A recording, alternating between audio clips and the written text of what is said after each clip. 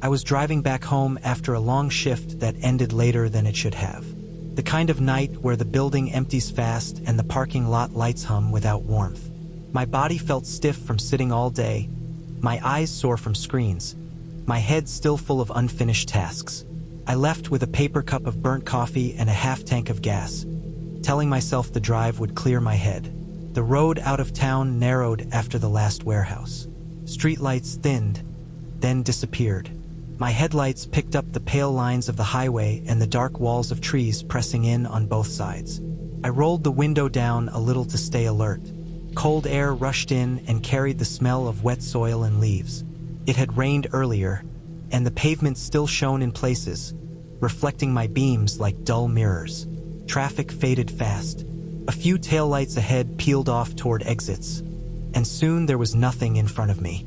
The radio lost signal and dropped into static. I shut it off and listened to the steady sound of tires on asphalt and the low whine of the engine. Every mile marker felt heavier than the last. The road bent and climbed, then dipped again, each curve familiar but different in the dark. I noticed the other car when it came up behind me, its headlights small and distant at first. I checked my mirror without thinking much of it. Cars pass, cars follow. It meant nothing. I stayed at a steady speed, right where I always did on that stretch. The car behind kept its distance, lights centered, no weaving. I forgot about it for a while. Several minutes passed. The road straightened, long and empty, bordered by fields that vanished into black. I glanced at the mirror again and felt a small pinch of awareness. The headlights were closer now, not tailgating but closer than before. I eased a little to the right, giving space to pass. The car did not move, stayed behind me steady, patient. I told myself it was nothing. The road had no passing lane there. Some drivers preferred to follow. Still, the sense of being watched crept in. I adjusted my mirror, trying to reduce the glare. The headlights stayed fixed, white and sharp, filling more of the glass than they should have. The next curve led into a wooded section. Trees arched over the road, branches knitting together above like a tunnel. My headlights caught trunks in flashes. The car behind matched every turn, its lights flickering through the same gaps. I sped up slightly, not enough to be reckless, just enough to widen the space. The headlights behind closed the gap again, smooth and deliberate. I felt my shoulders tighten. I checked my speed. Still normal. I slowed back down. The car slowed too. The distance remained the same, close but not aggressive. That consistency bothered me more than a sudden rush would have. Felt measured. A side road appeared on the right, one I rarely used. Without planning to, I took it. The turn was sharp, gravel popping under my tires as I left the main road. My headlights swept across trees and a leaning sign. I expected the car behind to continue straight. Instead, its lights swung after me, brightening the narrow road in my mirrors. The side road was rough and uneven, patched in places, swallowed by darkness beyond my beams.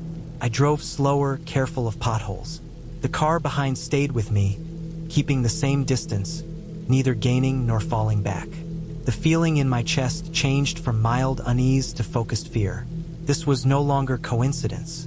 I ran through options without framing them as words. Speeding on a road like that would be dangerous. Stopping would be worse. Turning around was not possible without backing up or finding space. My phone sat in the cup holder, screen dark. I did not touch it. Looking away from the road felt risky. The side road ended at a T intersection with another rural highway. I turned left, tires humming louder on smoother pavement. The car behind turned left as well. No hesitation, no delay. The highway stretched out, empty in both directions. I accelerated more this time, pushing past my usual comfort. The engine responded, the sound deeper, strained. The headlights behind grew brighter, closing in until the glare filled my mirrors. I could feel my pulse in my hands. Every sense narrowed to the road ahead and the light behind me. I focused on keeping the car steady, centered in the lane. The night pressed in on both sides. There were no houses, no businesses, no open places to pull into, just fields and dark tree lines. Another car appeared ahead, coming the opposite direction. Its headlights washed over me for a moment, then passed. For that brief second, I felt seen. The feeling vanished as quickly as it came. The road returned to being mine alone, with the presence behind me like a weight. I took another turn, then another, choosing roads at random, ones I barely remembered. Each time, the car followed. The pattern was clear now. The driver wanted to stay behind me. The distance never changed much, always close enough to feel, far enough to avoid contact. No horn, no flashing lights, no attempt to pass, just steady pursuit. My thoughts sharpened. I remembered a rest area not far from there, small but usually lit. I aimed for it, counting turns, watching for the sign. When it finally appeared, reflective and pale, I felt a flicker of hope. I signaled and turned in, slowing as the road curved toward the lot. The rest area lights were on, but dim. The lot was empty, the building dark. I pulled toward the far side, planning to circle back out if needed. The car behind followed me into the lot, its headlights washing over my car, then cutting as it slowed. I did not stop. I kept moving, steering around the lot in a wide arc, heading back toward the exit. As I reached the road, I saw the other car had stopped near the building. Its engine stayed on. Its lights stayed off. The shape of it sat there, low and dark, unreadable. I did not pause to understand. I drove back onto the highway, accelerating hard. The rest area disappeared behind me. I watched my mirror, waiting for the headlights to return. They did not. The highway stretched on, empty again. My breathing slowed in uneven steps. I kept driving, faster than before, afraid to ease up. Miles passed. The road changed, gradually becoming more familiar. Streetlights reappeared, first one, then several. Houses began to show up, windows dark, driveways empty. I turned onto roads I knew well, ones that led toward my neighborhood. Still, I checked my mirrors constantly, expecting the lights to bloom again. They never did. When I finally pulled into my driveway, my hands were shaking. I sat there with the engine running, scanning the street, listening for any sound that did not belong. The neighborhood was quiet. No moving cars, no footsteps, just the hum of a distant transformer and the ticking of my cooling engine. I stayed in the car longer than necessary, replaying the drive in my head. The turns, the matching speed, the stop at the rest area. It all lined up too cleanly to dismiss. Whoever had been behind me chose when to follow and when to stop. The rest area offered privacy, darkness, and isolation. Something about my refusal to stop there had ended it. Later, after sleep finally came and went, I looked up reports from that stretch of road. It did not take long to find mentions of similar incidents. Drivers followed late at night, cars trailing for miles, people pulling into isolated areas and encountering thefts, assaults, worse. The pattern was always the same: patience, silence, pressure without contact. The knowledge settled into me with a heavy clarity. Nothing supernatural had happened. No mystery remained. I had been selected because I was alone, tired, predictable. The fear I felt had been grounded in real intent, not imagination. Now, every night drive carries that memory. I keep my routes varied. I avoid empty pull-offs. I trust the first tightening in my chest instead of brushing it aside. The road still looks the same in the dark, smooth and quiet and endless, but I no longer believe it is empty just because I cannot see anyone. I was driving because my father had a stroke earlier that evening, and the nearest hospital that could take him was hours away. The local emergency room was full, short-staffed, and already diverting patients. I left my apartment without thinking, still in work boots with dried concrete on the toes and a hoodie that smelled like oil and sweat. I did not pack anything. I did not check the weather. I only checked the fuel gauge and the engine temperature, then pulled onto the highway while my phone sat dark in the cup holder, its battery already dead from the day. The road out of town thinned fast. Streetlights ended after the last gas station, and the pavement narrowed into a long stretch of state highway used mostly by logging trucks during daylight. At night, it felt forgotten. The forest pressed close on both sides, tall pines packed tight, their tops lost in a low cloud cover that blocked the moon. My headlights cut a short tunnel through the dark, and everything beyond it felt heavy and close. I drove faster than I should have. Every mile felt wasted. I kept thinking about my father on a gurney, about the way his mouth had sagged on one side when I left, about how the nurse kept adjusting the oxygen tube and watching the clock. I tried not to think about outcomes. I focused on the road, the white line, the hum of the tires. Mile marker 117 came up sooner than I expected. The sign stood crooked, the reflective numbers dulled by grime. Locals mentioned it sometimes, usually as a joke, usually after a few drinks. I had heard comments about bad luck there, about people feeling strange, about cars acting up. I never asked for details. I did not believe in that kind of thing. As I passed the marker, my headlights caught movement at the edge of the trees. It was not fast.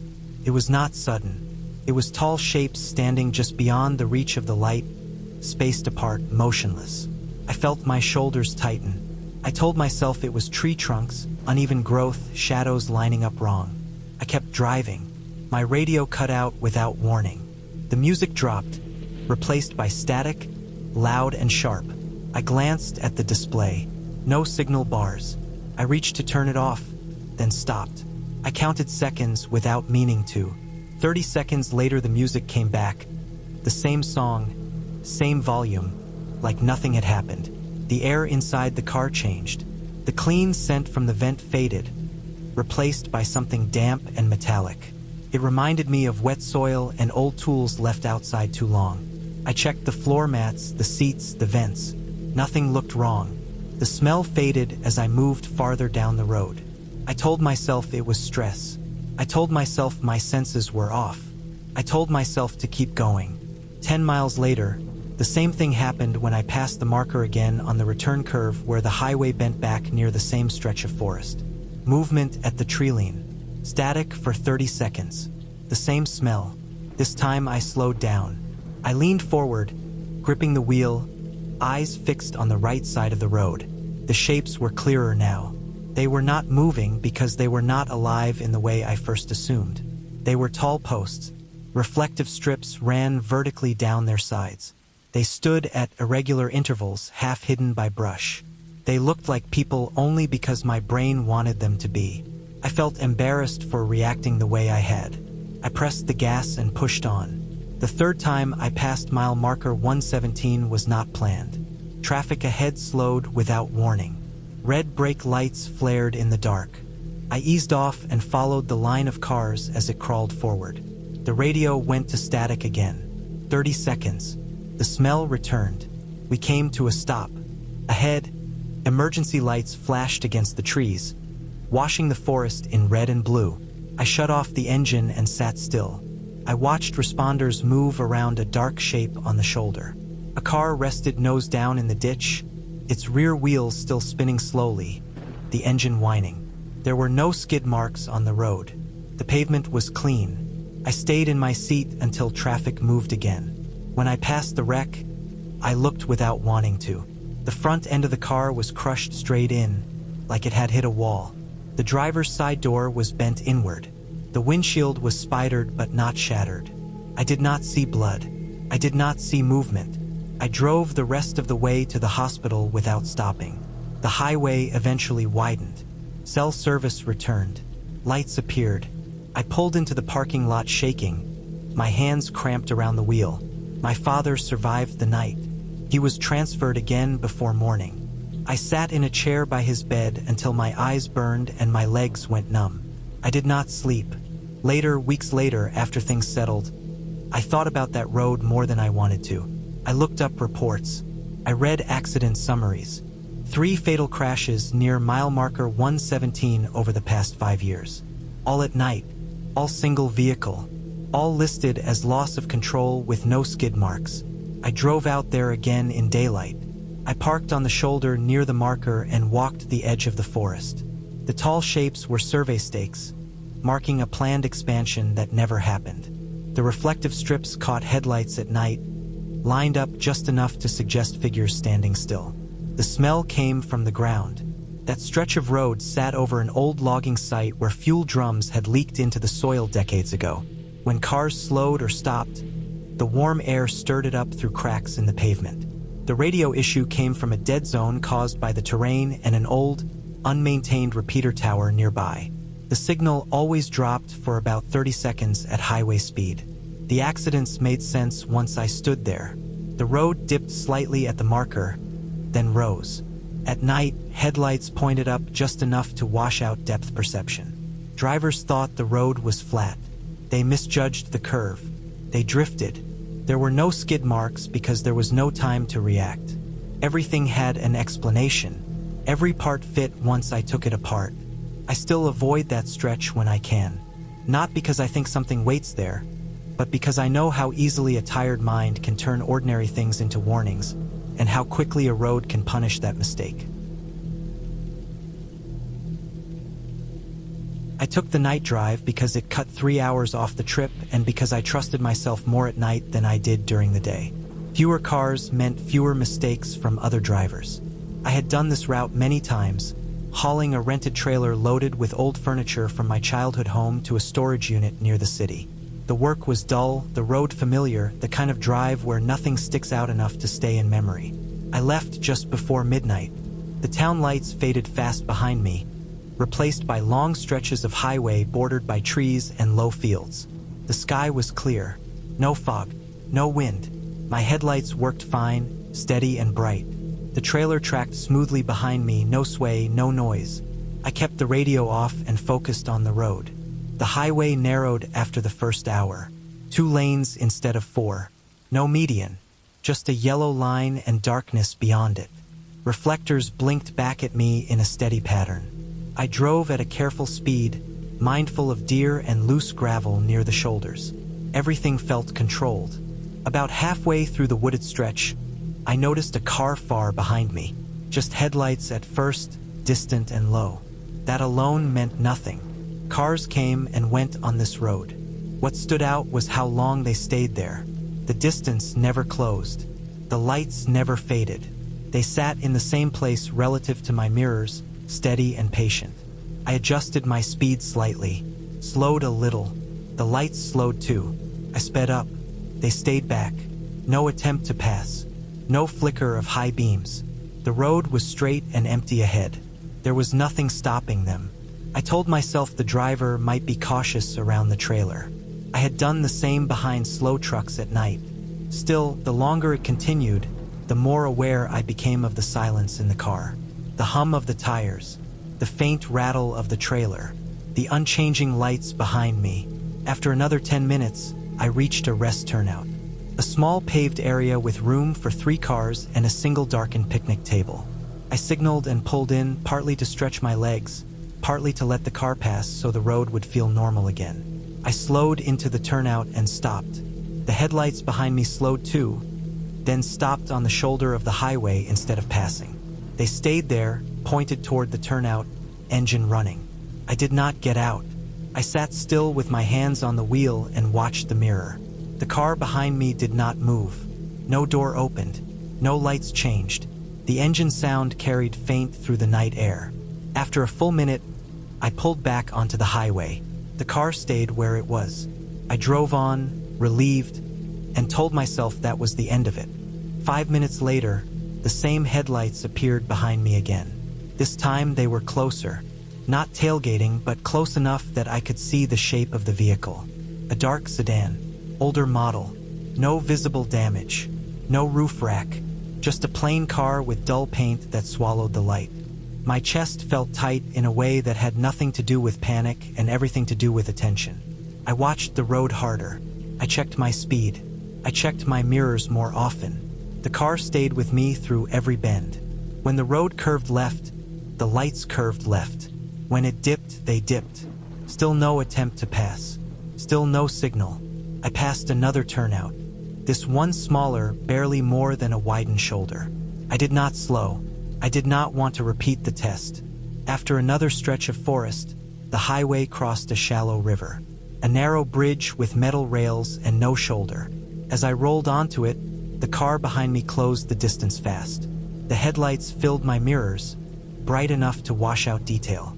They were closer than before, closer than felt safe with a trailer. I focused on keeping straight. No sudden moves. The bridge ended and the road widened slightly. I expected the car to pass. It did not. Instead, it stayed close, holding the distance, close enough that I could see the dashboard glow inside the car but not the driver. The windows were dark. I reached for my phone and checked the map. The next town was still 20 miles away. No service stations, no open stores, just road and trees. I slowed again, hoping the car would finally go around. It slowed with me. I sped up and it matched my speed. That was when I noticed the trailer lights flicker. At first, I thought it was a reflection from the headlights behind me. Then I saw it again. A brief dimming, then steady. My brake lights were fine. The car lights were fine. Just the trailer. I checked the indicator on the dash that monitored the trailer connection. It flashed once, then went solid. I felt a cold weight settle in my stomach. A loose connection could short out, could spark, could fail completely. I slowed and signaled, planning to pull over and check the hitch. Before I could leave the lane, the car behind me surged forward and pulled alongside, staying just behind my door, blocking me from moving over. They stayed there for several seconds, matching speed, close enough that I could see the outline of a person in the driver's seat. No head turn, no glance, just forward-facing and steady. The road narrowed again. No shoulder, trees close. The car dropped back into my lane. I did not try to stop after that. I kept driving, heart pounding, senses sharp. I watched the trailer lights in the mirror. They flickered again, longer this time. Another mile passed, then another. The car stayed behind me, never passing, never falling back. At last, the highway split. A fork where the left lane continued through the forest, and the right lane dropped toward a service road marked as truck-only access. I took the right without hesitation. The trailer bounced slightly as I changed lanes. The car behind me hesitated for the first time.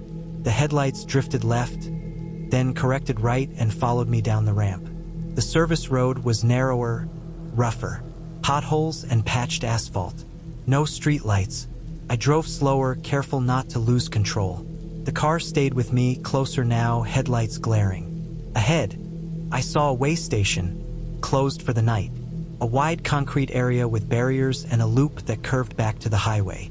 I steered toward it, planning to pull into the open space where there would be room to maneuver. As I entered the lot, the trailer lights went out completely. The dash alert flashed. Connection lost. I slowed but did not stop. I drove the loop and aimed back toward the highway. The car behind me slowed too, then stopped near the entrance of the lot instead of following. I merged back onto the highway alone. I drove another 10 miles before I stopped at a rest area with bright lights and parked near the building. My hands shook as I got out and walked to the trailer. The wiring harness hung loose, the plug pulled clean from the socket.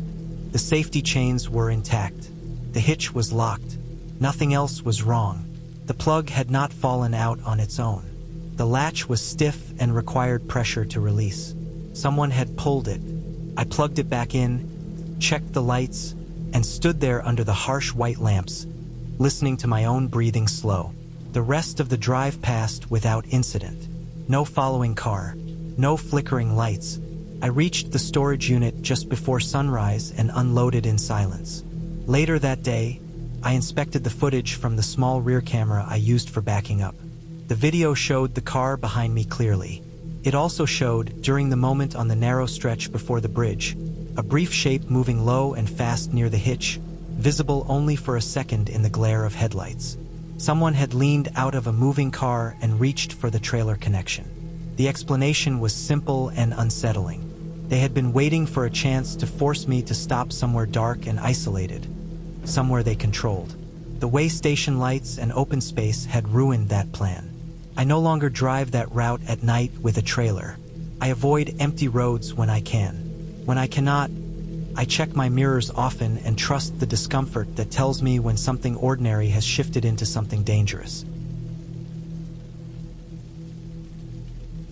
We left the funeral later than planned because neither of us wanted to sleep in that town. The house where the service was held had gone quiet too fast. like the walls were relieved when people left. The air smelled like old flowers and dust. Staying overnight felt wrong, not because of grief alone, but because the place felt stuck in a moment that did not move forward. So we got in the car and drove after dark. The road out of town flattened almost at once. No hills, no trees tall enough to break the view, just cornfields on both sides, planted tight and high, their leaves forming solid walls that blocked any wind. The night felt sealed. The headlights cut two pale tunnels through rows of green that looked black from a distance. The sky was clear but empty. No moon, only thin stars that gave no light.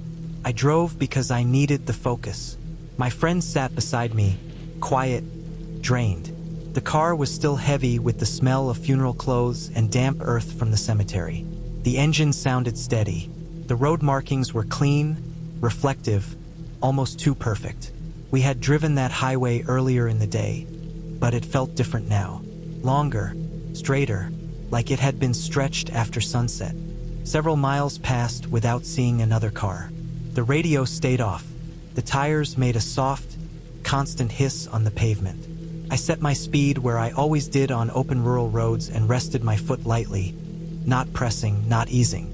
I wanted everything to stay even. The first time the speed dropped, I noticed it through motion rather than numbers. The pull in my chest, the sense of losing momentum. The engine note softened. The speedometer needle dipped. I adjusted my foot, thinking I had relaxed without noticing. The car responded, climbed back to pace. I watched the gauge for a while after that. The next dip came sooner. Again, the feeling came first, then the number. This time I was certain my foot had not moved. The road ahead was clear. No curves, no reason to slow. I pressed the pedal a little more, felt resistance, then the speed returned. My friend shifted beside me, the movement small but alert. He noticed too. I shook it off without speaking, telling myself the car was just reacting to something minor, a sensor, a grade too shallow to see. We passed an intersection marked only by a small reflective sign and a break in the corn. The speed dropped as we crossed it, smoother this time, like a controlled reduction. The needle fell by 5, then 10. I felt a light tug under my foot, not braking, but the absence of power. As soon as we cleared the crossing, the car resumed its pace without input. My friend looked at the dash, then at me. He made a motion with his hand, a question without words. I answered with a slight head shake, keeping my eyes forward. The air inside the car felt tighter. The smell of corn crept in through the vents, green and damp. The pattern repeated. Every few miles, another crossing. Some had signs, some did not.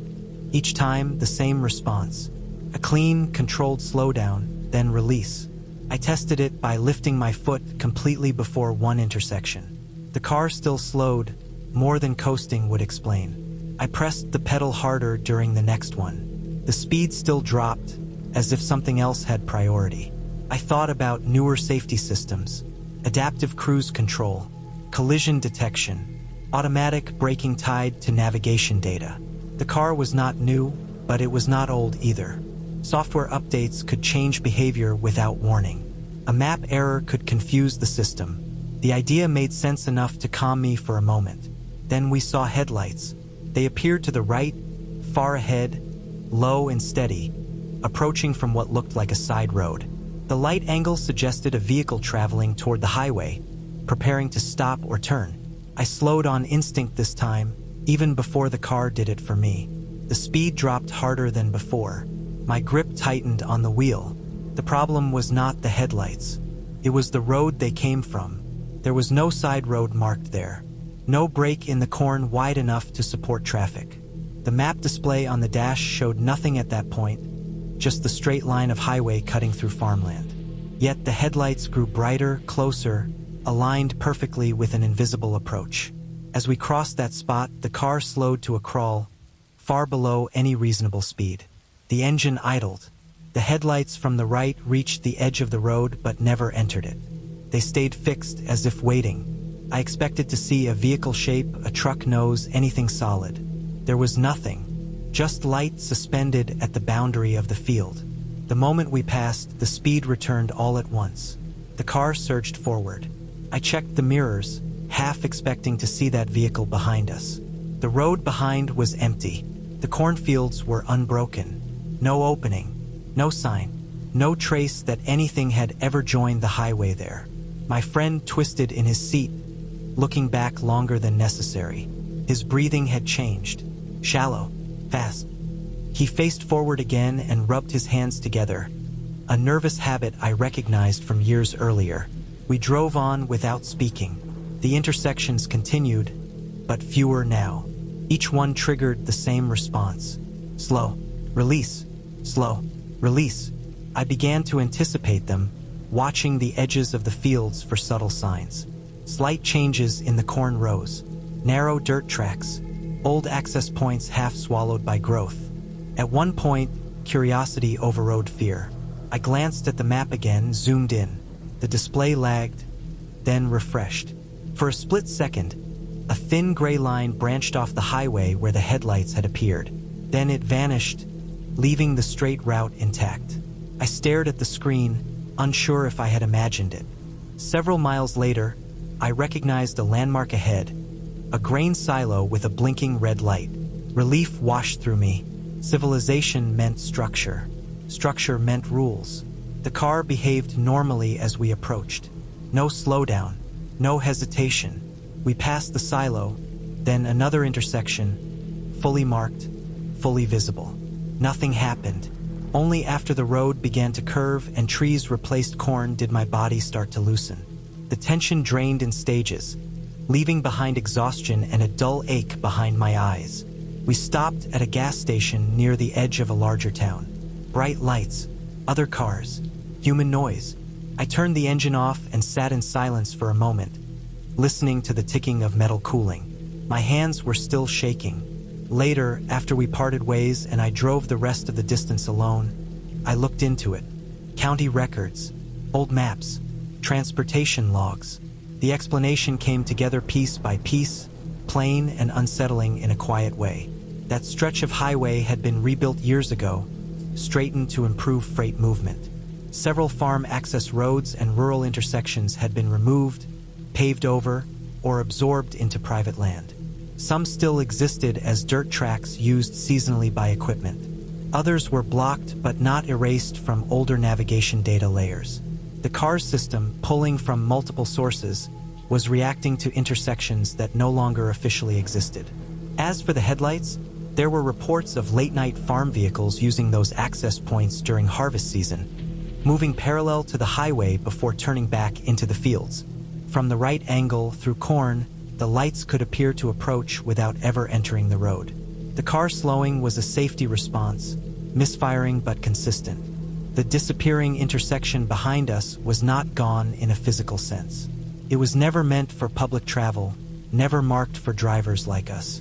We were passing through a place where layers of use overlapped without warning. Knowing that did not erase the memory. It only framed it. I still think about how sealed that road felt, how the car seemed to know things I could not see, how easily routine travel slipped into something tense and disorienting without breaking any laws of reality. We were not followed by anything unnatural. We were not threatened by forces beyond reason. We were just caught in a narrow window where outdated systems, altered land, and human fatigue aligned, and for several miles, the road stopped behaving the way roads are supposed to. That knowledge makes me more careful than fear ever could. I drove overnight because the pay was better and because fewer cars meant fewer delays. I did local delivery work for a regional warehouse, small loads, tight windows, proof required for every mile. The route that night ran through long rural stretches where the highway narrowed and the trees leaned close. I had driven it many times. Nothing strange happened during the drive itself. The road stayed empty. The sky stayed clear. The moon hung low and steady. The radio stayed off because I liked the sound of tires on clean pavement. I remember thinking how easy the night felt. I left just before midnight with a full tank and a thermos of coffee. The car was in good shape. No warning lights, no odd sounds. I kept the cruise steady and watched the dashed lines slide under the hood. Every few miles I passed reflective markers nailed to posts. The air looked sharp in the headlights. I never braked hard. I never swerved. I never felt tired enough to worry. I reached the drop point before dawn, scanned the package, and turned around. By the time I pulled into my driveway, the sky was pale and the birds were starting up. I slept until noon. After lunch, I sat at the kitchen table with my laptop to submit mileage proof. The company required dash cam footage matched to timestamps. It was routine. I plugged the card in and opened the folder. The files loaded slow, one long clip broken into smaller chunks by time. I started scrubbing through at double speed, watching the empty road flash by. Everything looked normal until a section near the middle of the night. The image stopped moving. The speed overlay dropped to 0. The engine sound stayed steady. The headlights were off. The timestamp kept running. The car sat still on the shoulder or in a turnout I did not recognize. 11 minutes passed like that. At first I assumed the camera had glitched. I rewound. The same thing happened. I slowed it down. The picture was clear. The hood sat in frame. The road edge was visible to the right. The trees formed a dark wall beyond the beam that was not there because the lights were off. The engine noise was real. The vibration was there. The car had been parked with the engine running. I felt a tightness in my chest that had nothing to do with fear yet. I checked the next clip. After those 11 minutes, the headlights came back on and the car rolled forward as if nothing had happened. The speed climbed back to cruising pace. I had no memory of stopping. I had no memory of turning the lights off. I had no memory of sitting still. I watched the parked section again, slower. At around the 7-minute mark, something crossed in front of the car. It came from the right side of the frame and moved left. The shape was dark and tall. It filled more of the frame than a person would if they were walking upright. When it reached the center, it dipped down, like it was ducking to pass the hood. Then it continued out of view.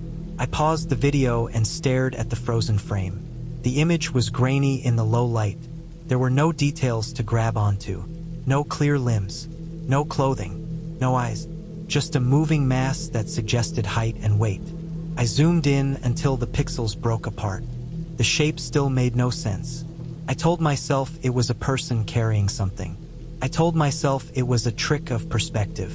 I told myself the headlights being off made everything look wrong. Still, the ducking motion stayed with me. It looked deliberate. It looked practiced. I went back to the map of my route. I traced the highway with my finger. There was a long stretch that ran between a state forest and a marshy basin. There were signs warning of wildlife crossings. There were occasional gravel pullouts for maintenance crews. I checked the timestamp against the mile markers. The stop fell right near one of those pullouts. I checked my car.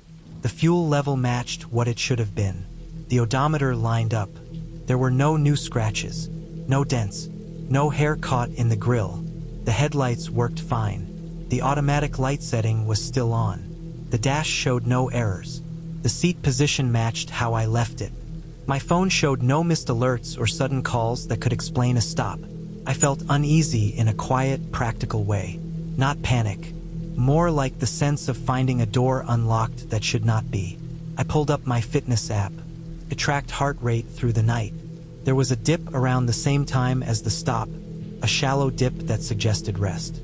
It did not drop to sleep levels. It did not spike. I searched for explanations that fit the facts. Overnight driving paid better, but it also messed with blood sugar and focus.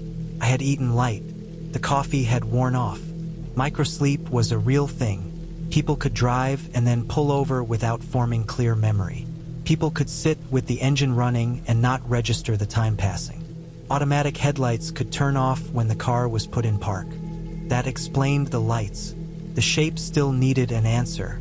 I looked up wildlife in that area. The forest supported deer, elk, and occasional moose moving through the basin during certain seasons. Moose were taller than cars. Moose often crossed roads at night. Moose had long legs and a heavy body that could look like a single mass in low light. Moose lowered their heads when stepping over obstacles or when moving close to vehicles. A moose crossing in front of a parked car with lights off would appear as a dark wall that dipped near the hood. I pulled up traffic reports from that week. There had been a collision a few miles north involving a delivery van and a moose just 2 nights after my drive. The report mentioned increased movement due to thinning operations in the forest. I watched the clip again with that in mind. The height matched, the pace matched. The ducking motion fit the idea of a large animal stepping down off the shoulder and over the edge of the road, lowering its head as it passed close to the hood. The lack of detail fit the absence of headlights. The remaining question was me. I went back through the footage leading up to the stop. In the minutes before, my speed varied slightly. Nothing dramatic. Then the turn signal clicked once. The car drifted right. The wheels crossed onto gravel. The brake lights flashed as the car slowed. I did not remember any of it, but the camera did. I had pulled into the turnout cleanly. I had put the car in park. I had sat. The engine sound never changed because I never shut it off. The lights went dark because the system cut them when the car stopped and I did not touch the switch. 11 minutes passed. Then the headlights came back on when I shifted back into drive. The car rolled forward and merged without trouble. I sat back from the screen and let the explanation settle. It was not comforting, but it was solid. Fatigue had caught me in a quiet way. My body had done what it needed to do without asking permission. A large animal had crossed close enough to register on camera, but not close enough to leave a mark. The road had stayed empty. The sky had stayed clear. That night I drove the route again, this time during the day. I found the turnout. The gravel was pressed flat in places, marked with deep, wide tracks that were not from tires. The trees nearby were scarred where bark had been rubbed away at shoulder height. I still take overnight shifts, but I plan them differently now. I eat more. I stop on purpose. I keep the lights on manual. I review my footage as soon as I get home. I do not see gaps anymore. The 11 minutes remain on my hard drive. A clean stretch of time where nothing dramatic happened and something very real passed close enough to make me question myself. I do not think about it as a mystery. I think about it as a reminder that the road does not need anything strange to be dangerous, and that sometimes the most unsettling moments are the ones that leave no memory at all. I left the city just after midnight because the shipment needed to be at a warehouse by morning and the highway was faster at night. Driving after dark had become routine for me. Less traffic meant fewer surprises, or so I believed. The weather was calm. The air felt dry. The sky was clear enough to show stars between long gaps of cloud. My headlights cut a clean path through the lanes and the radio stayed off. I liked the way the road sounded when nothing else competed with it. The route followed a 2-lane state highway that cut through farmland and then dropped into a long wooded stretch. I knew the road well enough to drive it without thinking. Reflective markers passed at a steady rhythm. The speed limit stayed the same for miles at a time. I was alert but relaxed, hands resting light on the wheel, eyes moving between mirrors and pavement. About 40 minutes in, I noticed the first detour sign. It sat crooked on the shoulder. The orange surface faded and scratched. The arrow pointed right. I slowed but kept going straight. There was no construction noise, no flashing lights, no reason to reroute traffic at that hour. A mile later, another sign appeared. Newer, cleaner, placed closer to the road. The arrow pointed right again. I checked my map on the dashboard screen. The highway ahead showed clear. No alerts, no closures. I told myself the signs were left over from earlier work and stayed my course. The road narrowed slightly as it entered the trees. The shoulders thinned. The darkness deepened where the canopy closed overhead. A third sign stood at the edge of the pavement. This one paired with a set of cones that funneled the right lane toward a gravel access road. There were no cones blocking the left lane, but the placement suggested I should turn. I slowed to a crawl and scanned ahead. The highway disappeared into black. No reflectors visible beyond the bend. That felt wrong. Reflectors never vanished like that unless something blocked them. I eased onto the gravel road. The turn led into a narrow service route that ran parallel to the highway for a short distance before dipping down into a low area. My tires crunched loud in the quiet. The trees pressed close. The beam of my headlights caught dust hanging in the air. I expected to rejoin the highway within a minute. Instead, the road curved away and dropped into a shallow valley. I told myself it was a legitimate detour, poorly marked but temporary. Still, my stomach tightened. There were no signs now, no cones, no markers at all. Just packed gravel and brush. The road felt older than a modern detour, worn into place by years of light use. I kept driving because turning around would have meant backing up in the dark on loose ground. The road narrowed further, then opened onto a straight stretch bordered by tall grass. Ahead, something reflective flashed once and vanished. I slowed, heart rate rising, senses sharp. Another vehicle came into view, parked on the side with no lights on. It sat angled toward the grass, half off the road. No hazard flashers, no movement inside. I passed it slow, windows up, eyes locked forward. As my headlights swept across it, I saw the paint was scratched deep along the side, the metal bare in places. Beyond that, the road climbed back up toward the highway. I felt relief when I saw guardrails ahead, then confusion when the road ended at a closed bridge. Concrete barriers blocked the span. A sign hung crooked from one barrier, warning of structural damage. The bridge deck beyond dipped sharply in the center. The rail bent inward like it had been hit hard. I stopped with the engine running. The silence felt heavy. I looked back the way I came. The gravel road stretched away empty. The parked car was no longer visible, hidden by the curve. There was no way forward. The bridge was clearly unsafe. The detour had led to a dead end. I turned the wheel and started back, moving slow to keep control on the gravel. The darkness felt closer now, like the trees leaned in. Halfway back, I saw movement near the grass. My foot lifted from the pedal without thinking. A figure stood near the edge of the road, tall, still. My headlights caught reflective strips on a vest, then the outline of a hard hat. The person did not wave or signal. They just stood there, facing away from me. I passed without stopping, breath held, eyes flicking to the mirror until the figure vanished behind me. There was no reason for someone to be there alone at that hour. No work lights, no equipment. The vest looked real, but that meant nothing by itself. When I reached the spot where I had first turned off the highway, the cones were gone. The sign was gone. The shoulder looked bare, like nothing had ever been placed there. The reflectors on the highway ahead glowed steady and clear. I pulled back onto the pavement and drove for several miles before I felt calm enough to think clearly. My hands shook on the wheel. My mouth felt dry. I kept checking the mirrors, half expecting headlights that never appeared. I reached the warehouse just before dawn and completed the delivery. I did not mention the detour. I wanted to understand it first. Later that day, after rest and food, I searched local reports. The bridge I had reached was listed as closed for months after a collapse caused by overloaded trucks using it to bypass a way station. The service road had been gated off, but the gate had been damaged and left open. There had been recent thefts of construction signs and cones in the area.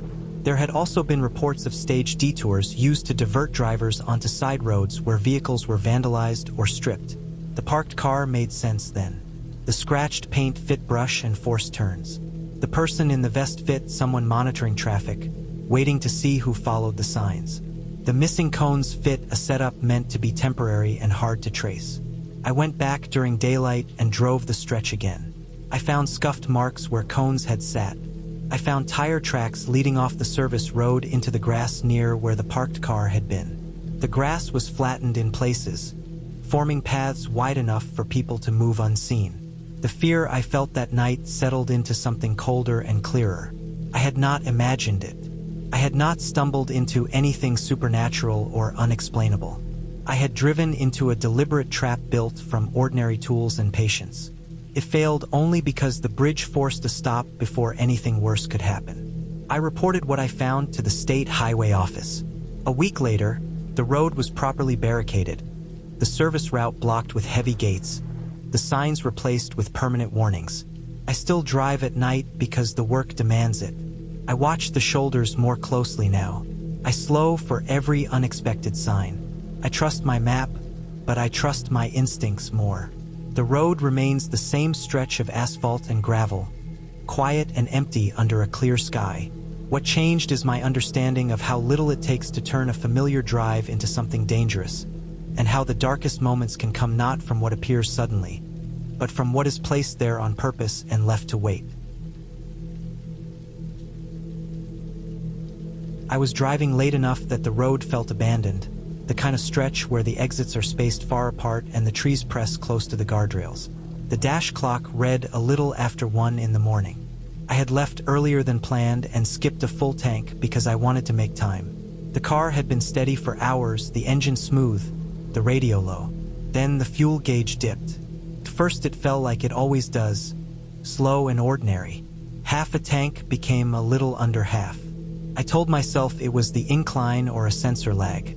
5 minutes later it dropped again, faster this time, sliding past a quarter with no warning. I tapped the dash, a habit left over from older cars, and watched the needle shiver. Another mile passed and the low fuel light blinked on. I slowed and scanned for signs. The next exit icon glowed green in the distance. I did the math in my head, miles per gallon, distance left, and felt a tightness build under my ribs. The gauge slid to empty as I took the ramp. The engine did not sputter, but the light stayed on, steady and accusing. The gas station sat at the top of the ramp like a prop left behind after a play. The canopy lights were on, bright and white, buzzing faintly. The storefront windows glowed, but the doors were locked. No cars were parked near the pumps. Snow had not fallen, but dust and leaves had gathered along the edges, undisturbed.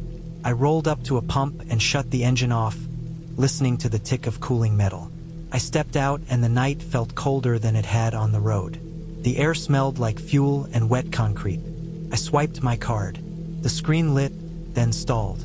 I tried again. The pump clicked and hummed, then stopped.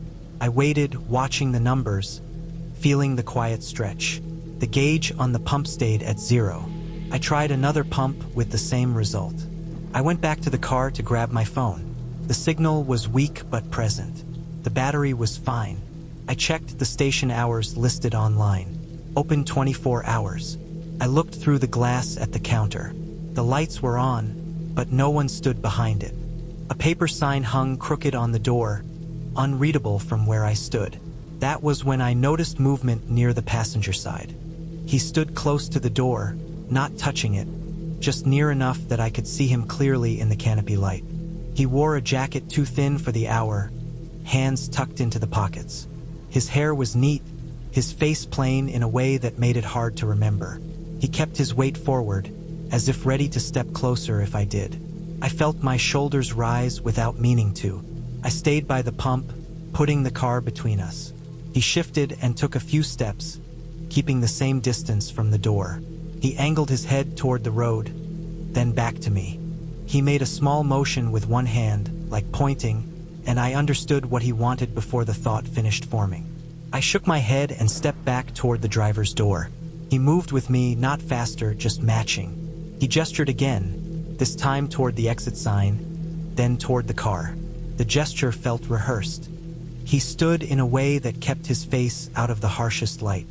I unlocked the driver's door and slid inside, locking it behind me. The click sounded loud.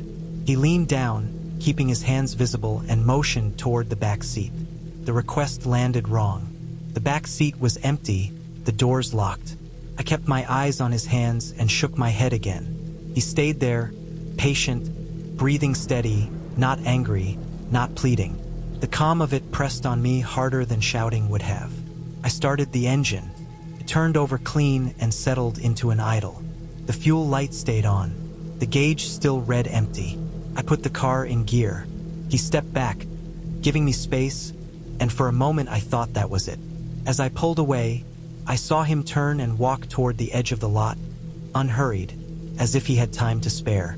I merged back onto the highway and brought the speed up, the tires humming on the pavement. I waited for the engine to falter. It did not. 5 miles passed. The gauge climbed, slow and cautious, up to a quarter. The light went off.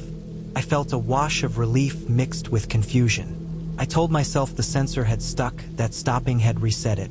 The road stretched straight and dark ahead. 10 miles later, I saw him again. He stood on the shoulder, just beyond the white line, arm raised, palm open, waving. The headlights caught the same jacket, the same shape. My stomach dropped. I checked the mirrors. There had been no on-ramp since the station. The road between was a long cut through woods with no brakes, no frontage road visible from the lane. I had not slowed enough for anyone to pass me. There was nowhere to pull off without crossing a ditch. I kept my speed steady and watched him grow larger in the windshield. As I drew even, he stepped back a half pace, still waving, eyes on the car. I passed him and felt the hair on my arms lift. I did not look back. The next exit came up 3 miles later. I took it and pulled into a rest area crowded with trucks. I parked under a light and sat there, breathing until the tightness eased. I checked the timestamps on my phone. The gap made sense. I opened the trunk and checked the spare out of a need to do something with my hands. Everything was normal. In the morning, after daylight flattened the fear, I traced the stretch on a map. The highway there runs alongside an old service road hidden by trees and a low berm. It peels away near the gas station and rejoins farther down, crossing under the highway through a culvert before rising back to shoulder level.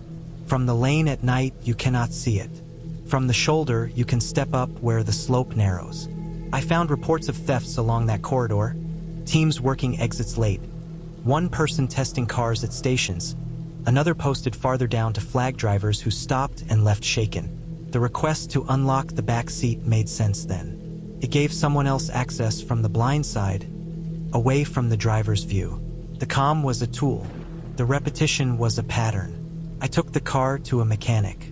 The fuel sender was failing, the float sticking, dropping the gauge to empty when the tank sloshed just right, then freeing itself after a stop.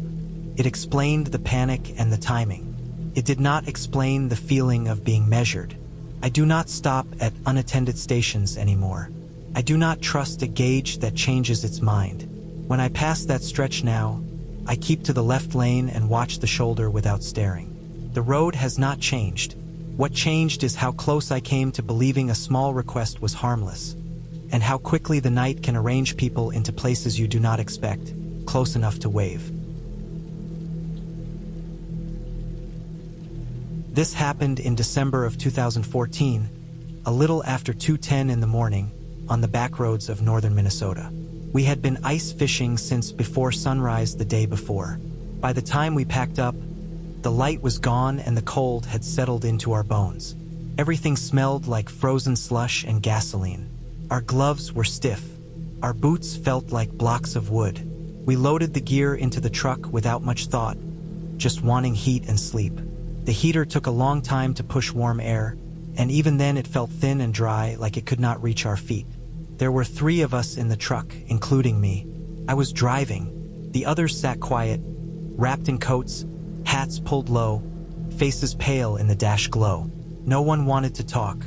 The day had drained us. Every movement hurt a little. The road out was supposed to be simple, a network of logging routes that eventually tied back into a county highway. We had taken them before in daylight. That night, the roads were half buried. Snow had blown back over the tracks. In places, the truck tires hummed on packed ice, then dropped into soft powder without warning. The sky was low and dull, no stars, no moon. The trees crowded in close, black walls on both sides. Our headlights cut tunnels through the snow, but the beams seemed to die early, swallowed by falling flakes and drifting fog. After about 15 minutes, I realized I was not sure which turn we were supposed to take. The landmarks looked wrong. Snow erased the ditches and flattened the shoulders. Every intersection looked the same. I slowed at each bend, scanning for signs that were hidden or knocked over. The radio crackled and went quiet again. Then we saw tail lights ahead of us. 2 red dots, steady and dull through the haze, moving along the same road.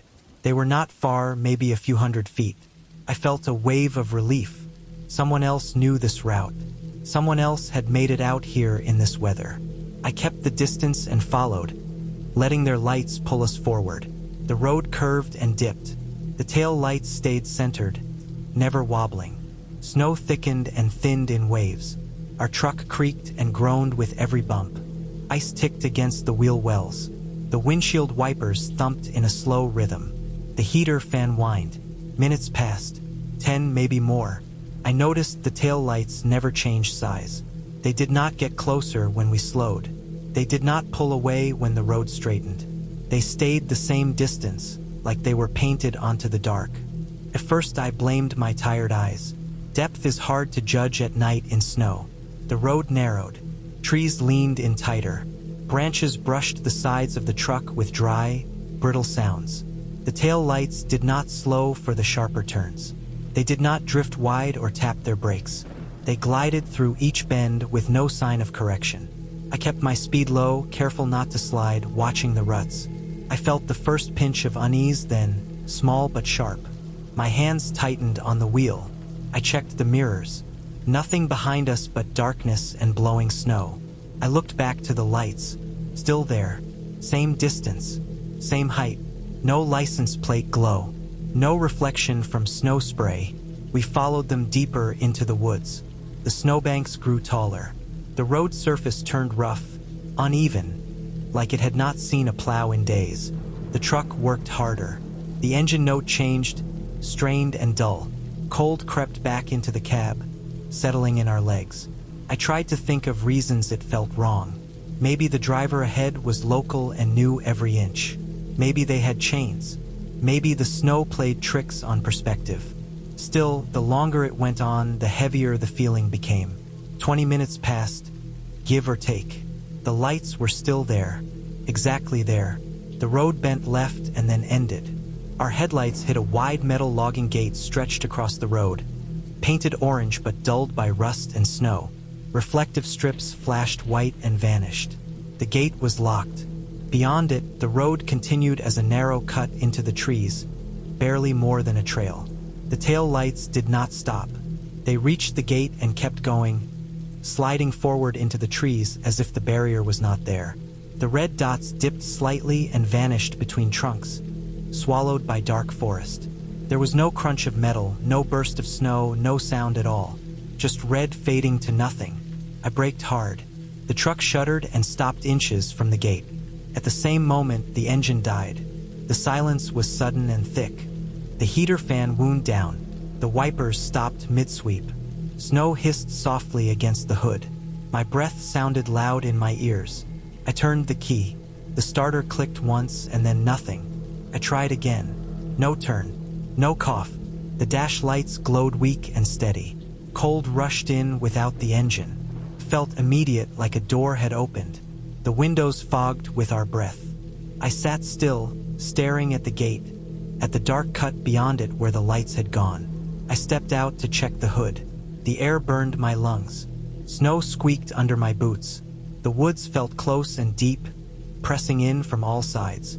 The beam of my flashlight caught flakes spinning, endless and slow. I lifted the hood. Everything looked normal at a glance, but the metal was rimed with frost. The engine block radiated cold, not warmth. I walked to the gate. The snow there was smooth, untouched. No tire marks beyond it. No broken ice. No sign that a vehicle had passed. Just wind-drifted powder and the narrow path cutting into the trees, barely wide enough for a snowmobile. I shined the light along the path. Reflective stakes marked the edges, their tops glowing red when the beam hit them at the right angle. Two of them, set apart, lined up just right to look like tail lights from a distance. As the wind shifted the branches, the reflections pulsed and moved, keeping pace with us as we drove. The shape of it settled in my chest, heavy and slow. We had not been following a truck. We had been following markers on a snowmobile trail that ran alongside and sometimes crossed the logging road. From the cab, through snow and fatigue, the angles had lined up just enough to trick our eyes. The engine would not turn over. The cold had soaked into the fuel line. The truck had been running low after the long day, and the diesel had thickened, gelled in the line when we stopped. I knew enough to understand it would not start again until the temperature rose or we could heat it, and we had no way to do that out there. We stayed in the truck. We rationed the remaining battery by turning off everything we could. The night stretched long and quiet. Snow kept falling. The woods never made a sound. Every now and then I looked toward the trees where the red had vanished and felt my stomach tighten, even knowing what it was. The sky lightened slowly, from black to deep gray. The cold eased its grip by degrees. When the sun finally crept up behind the clouds, the truck turned over on the first try, rough and loud. We drove out the way we came, past the reflective stakes that no longer looked like anything but what they were. In daylight, the road was obvious. The trail ran parallel for miles, crossing and rejoining at angles that would fool anyone tired enough, cold enough, and focused on escape. We reached the highway and the sense of pressure lifted, replaced by exhaustion. What stayed with me was not the fear of something unreal, but the quiet understanding of how easily the mind fills gaps when conditions are right. In the dark, in the cold, chasing a way out, we followed light because it felt safer than thinking. That night taught me how thin that safety can be, and how close you can come to the edge without ever knowing it until morning. July 2019, just after midnight, I took a shortcut I had never driven before because my phone battery was down to 6% and the GPS promised it would save 40 minutes. I had come from a failed job interview and I wanted to get home without burning more gas than I had to.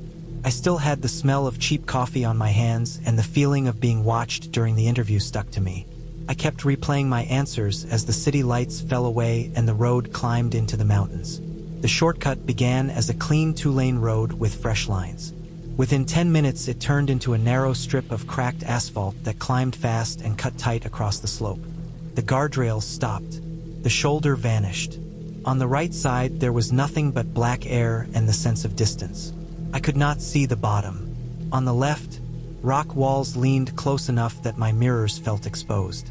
My headlights reached only so far before the beams bent and broke around switchbacks.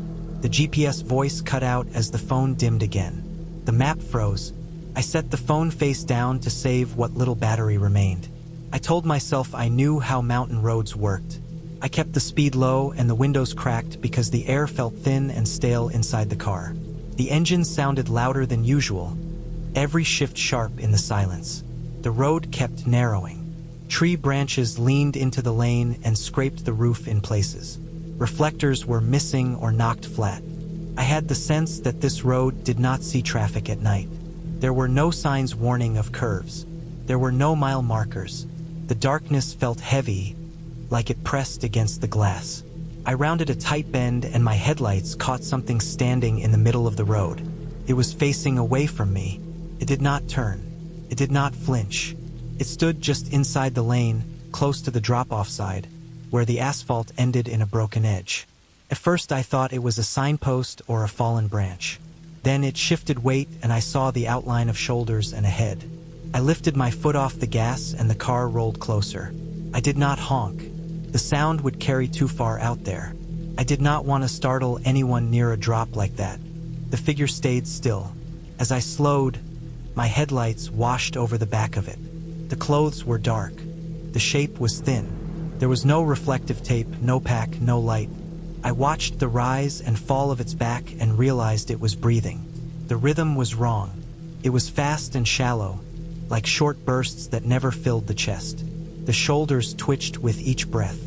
It reminded me of someone trying to control panic and failing. I stopped the car a few feet away. The engine idled. The headlights cut the figure into hard edges and shadows. The air outside looked cold. I waited for it to move. It did not. I felt a tightness in my own chest. I thought about getting out, about the edge of the road, about how little space there was between us. The figure tilted its head a fraction, not enough to turn. I could see the neck tendons pull with each breath. There was a smear on the road near its feet, darker than the rest of the asphalt. It looked wet.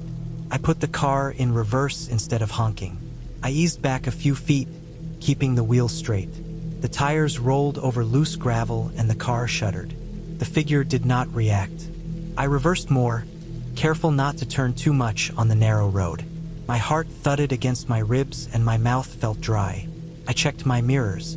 The road behind me was empty. When I looked forward again, the figure was no longer in the lane. For a brief second, I felt relief.